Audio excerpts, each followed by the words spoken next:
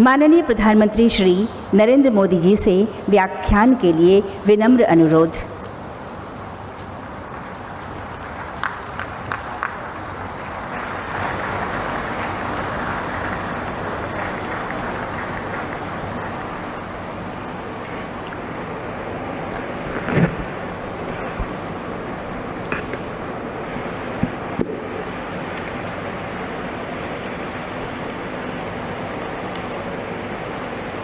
नमस्कार।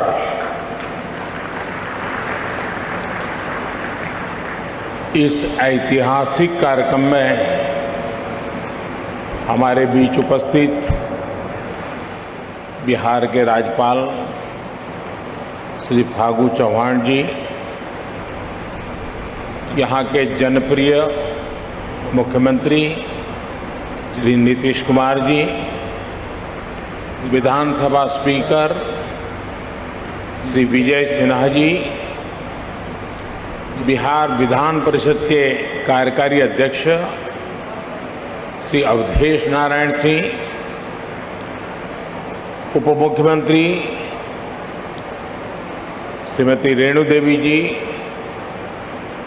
तारकिशोर जी, नेता प्रतिपक्ष श्री तेजस्वी यादव जी,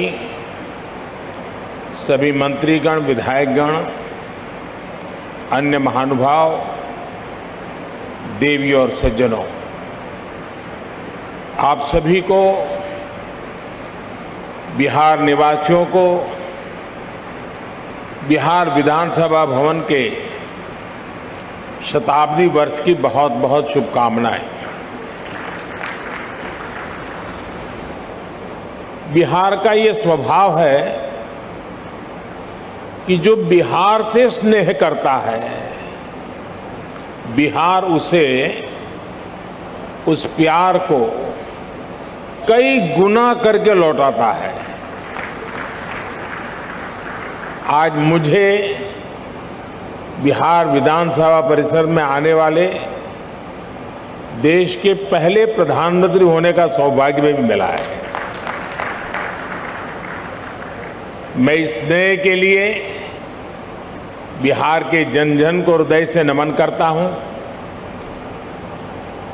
मुख्यमंत्री जी का, स्पीकर महोदय का भी हृदय से बहुत बहुत आभार व्यक्त करता हूं। साथियों, मुझे कुछ देर पहले शताब्दी स्मृति स्तंभ के लोकार्पण का अवसर भी मिला। ये स्तंभ बिहार के गौरवशाली अतीत का प्रतीक तो बनेगा ही, साथ ही ये बिहार की कोटि कोटि आकांक्षाओं को भी प्रेरणा देगा।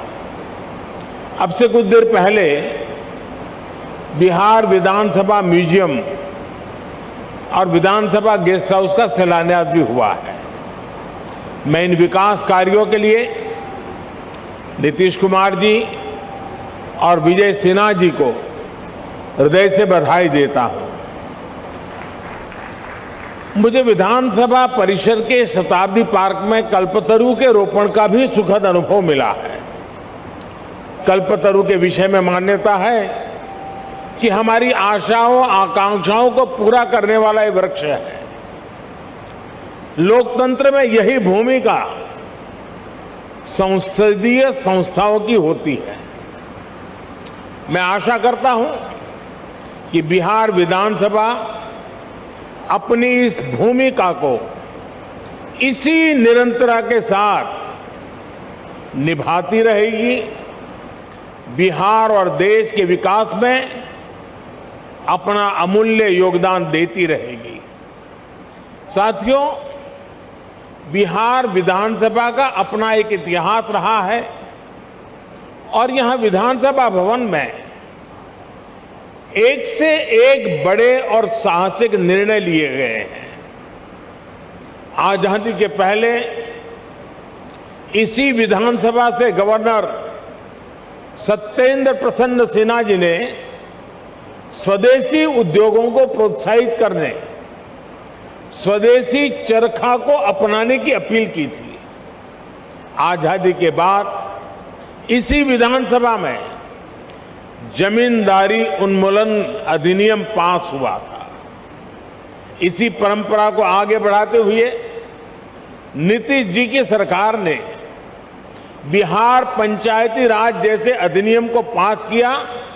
इस अधिनियम के जरिए बिहार पहला ऐसा राज्य बना जिसने पंचायती राज में महिलाओं को 50% आरक्षण दिया।